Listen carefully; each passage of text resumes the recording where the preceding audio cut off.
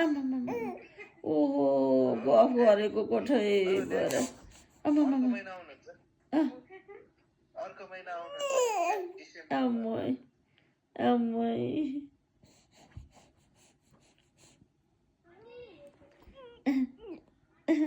उता हेर न काकुले मुख नचाएको हेर न ओहो बोल्न खोजे होला बोल्न खोजेको ऊ आमा आमा आमा आमा आमा आमा आमा आमा भयो भयो भयो अब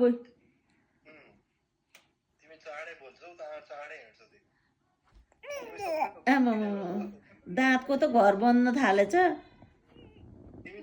तल्लोपट्टिको दाँतको घर बनेछ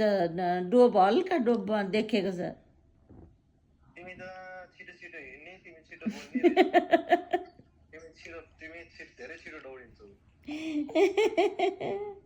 हो त